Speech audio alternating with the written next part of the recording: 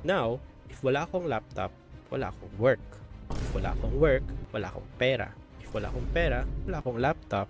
O diba, seller, anong mararamdaman mo na binigay mo naman ang gusto niya, tapos hindi niya naman pinapahalagahan?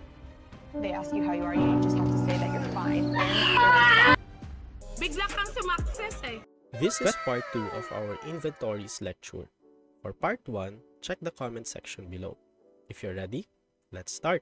Question number 6. S sold an inventory under an installment agreement. Who owns the goods? The seller or the customer? Pause the video and try to answer. Sige, let's start. Ang sagot ay si buyer. Bakit? Di ba inutang yan ni buyer? Guys, installment sales are treated as regular sales, meaning may transfer of ownership na nangyari. So in this case, na-transfer na ang ownership kahit wala pa or hindi pa fully paid si buyer.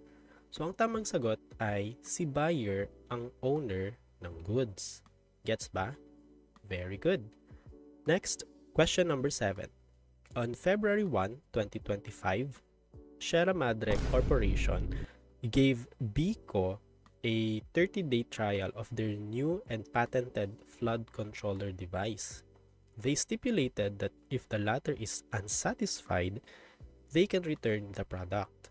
If today is March 1, 2025, who owns the goods? Pause the video and try to answer. Sige, let's start. Sa problem na to, ano ang tawag sa contract or agreement nila? Tama, sale on trial or sale on approval. Ibig sabihin nito, wala pang sale na naganap hanggang sa ma-approve ni buyer ang sale. Pero syempre, wais to si seller kasi hindi siya papayag na maghintay ng matagal. Parang manliligaw mo. Ang gagawin ni seller, bibigyan niya si buyer ng taning or ng deadline para makapag-isip-isip. Now, may dalawang pwedeng mangyari. Number 1, makakapag-decide na si buyer either to buy it or not.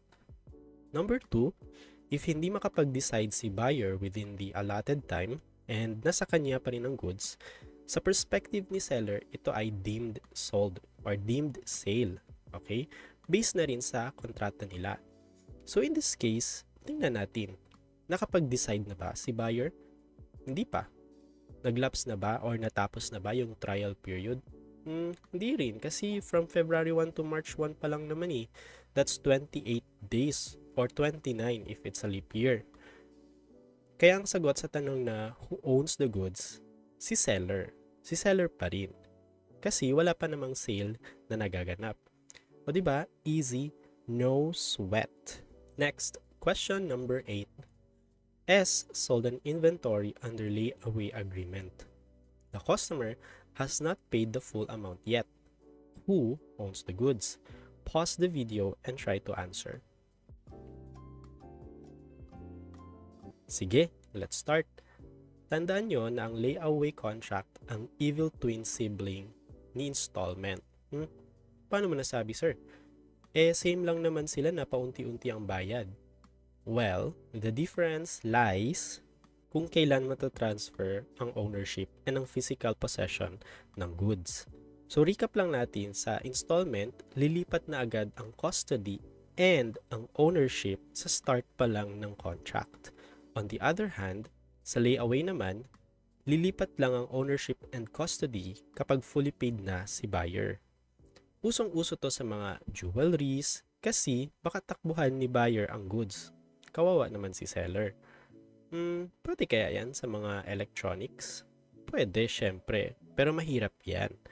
For example, nagbabayad ako ng installment ng laptop ko para sa work. Para may pera ako. Para may pambayad ako. Now, if wala akong laptop, wala akong work. If wala akong work, wala akong pera. If wala akong pera, wala akong laptop. O diba, I'm stuck in a catch-22. Kaya ang pinasukan kong agreement para sa laptop ko ay installment, not layaway. Kaya be careful. So, in this case, layaway daw ang agreement nila. at hindi pa nakakabayad si buyer. Meaning, ang goods, both ang physical possession and ownership, ay nakay seller pa rin. So, ang sagot sa tanong na who owns the goods, ang sagot ay si buyer. Is not the owner. The seller is the owner. Okay? Bibo pa ka mo, guys? Very good. Next question. Esco sold certain inventories to Biko. They stipulated that S will still hold the custody of the goods since B requested it due to lack of storage space. Additionally, S specifically identified these goods and is not allowed to sell them to other customers. Lastly, the goods are readily available for delivery upon B's request. Who owns the goods? Pause the video and try to answer. Sige, let's start. Ano ang tawag natin sa contract in this problem? Tama, ang tawag natin sa situation na to ay bill and hold. Meaning, may sale na nangyari kaso sa future pa ita-transfer ang custody ng goods papunta kay buyer for whatever reason. Bakit? Well, one reason can be wala pang space si buyer sa kanyang warehouse. For bill and hold to happen, may mga conditions. Number 1, dapat si buyer ang nag-request. Number 2, dapat specifically identified and segregated na ang goods from the rest of its class. Kung sa law and obligations pa yan, the goods should be from generic to specific. Next, the goods are not allowed to be sold to other customers. And number 4, the goods are readily available for delivery. So in this case, sino ang totoong may-ari? Short answer, na kay buyer na ang title ng goods kahit nasa poder pa rin ng seller ang physical possession. Okay? Gets ba? Yes, sir! Before we continue, please subscribe to my channel so you won't miss new tutorials. To all my subscribers, thank you for your continued support. Now let's get back to the video. Next, question number 10. Biko bought certain inventories from Esco. As a loyal customer, B was given a 60-day return period for their latest product instead of the usual 30 days. 10 days later, B intends to return the goods to S since the goods are not yet market ready. Should B recognize these inventories in their books? Why or why not?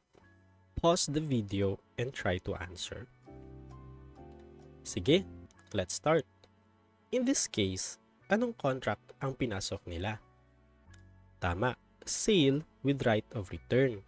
Sa contract na to, parang evil twin sibling din siya ng sale on trial. Sa sale on trial, pwedeng ibalik ni buyer ang goods kapag hindi siya satisfied. Same rin sa sale with right of return. So kapag hindi satisfied si buyer, pwede niyang isauli ito. Kaso anong difference ng sale on trial tsaka sale with right of return?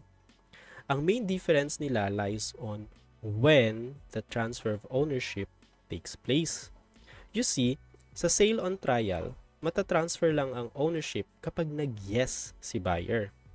On the other hand, sa sale with right of return, may sale nang naganap. Meaning, may transfer of ownership na nangyari. But here's the catch. Pwede pa rin ibalik ni buyer ang goods within the allotted time. Meaning, ang presumption is that kapag silent ang problem sa sale with right of return, it is presumed to be owned by the buyer kasi may sale nang naganap. Exception dito is kapag isasauli niya ito. On the other hand, baligtad naman sa sale on trial. General rule or presumption dito is that kapag silent ang problem, wala pang nagaganap na sale.